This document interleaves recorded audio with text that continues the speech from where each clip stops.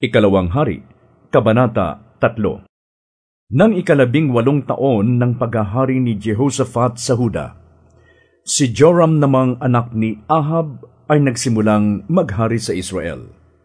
12 taon siyang naghari sa Samaria, ang kabisera ng Israel.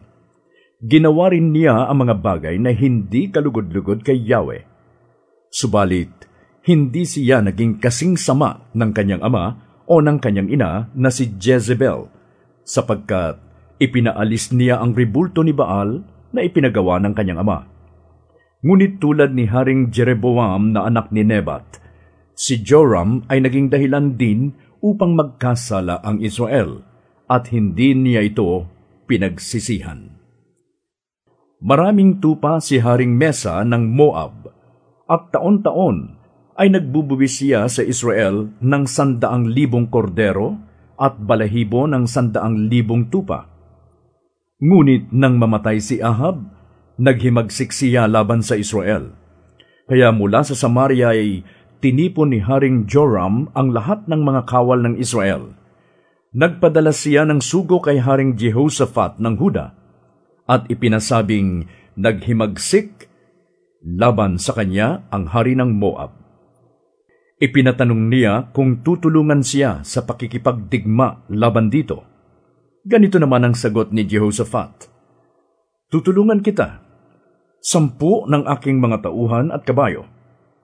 Saan kami dadaan sa aming paglusob?" Tanong pa niya. "Sa ilang ng Edom," sagot ni Joram. Kaya nagsama-sama ang sandatahang lakas ng mga hari ng Israel, Huda at Edom.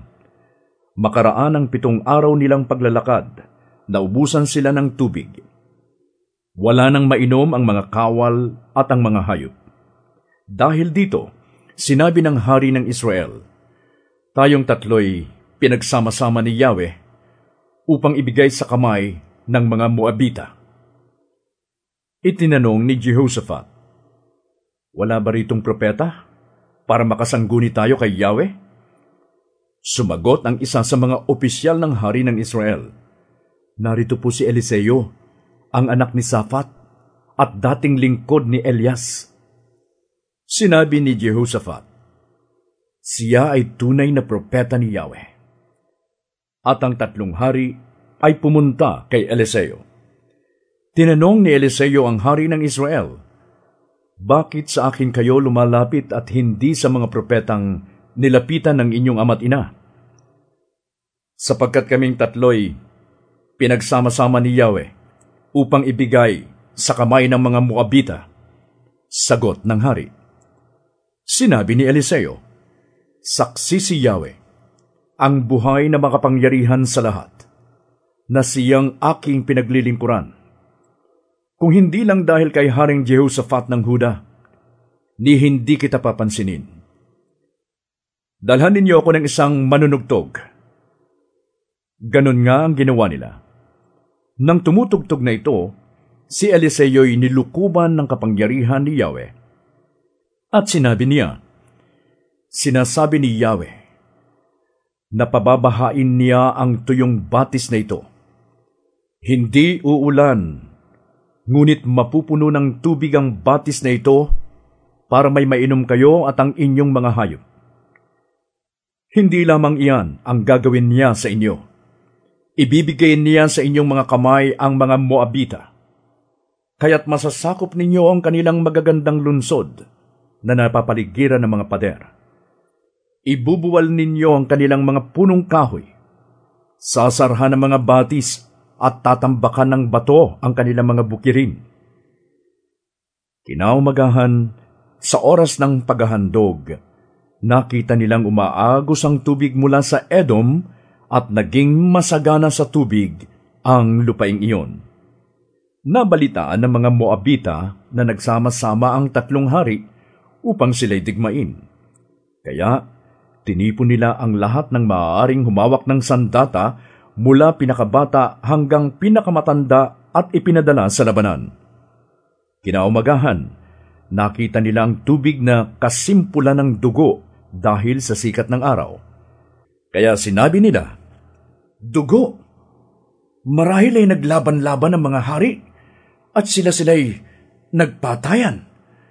Lusubin na natin sila at samsamin ang kanilang ari-arian. Ngunit pagdating nila sa himpilan ng mga Israelita, sinugod sila ng mga ito. Umurong ang mga Moabita, ngunit tinugi sila ng mga Israelita at pinatay ang bawat abutan. Winasak nila ang mga lunsod sa Moab at lahat ng bukirin ay tinambakan nila ng bato. Hinarangan nila ang lahat ng batis at ibinuwal ang lahat ng punong kahoy. Wala nang natitirang lunsod, kundi ang Kir Hareset, kaya't kinubkob ito ng mga maninirador na Israelita.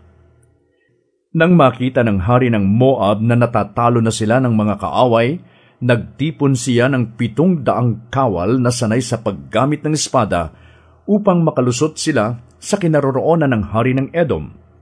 Ngunit hindi sila nakalusot, kaya kinuhan niya ang panganay niyang lalaki, ang magmamana ng kanyang korona, at sinunog bilang handog sa ibabaw ng pader.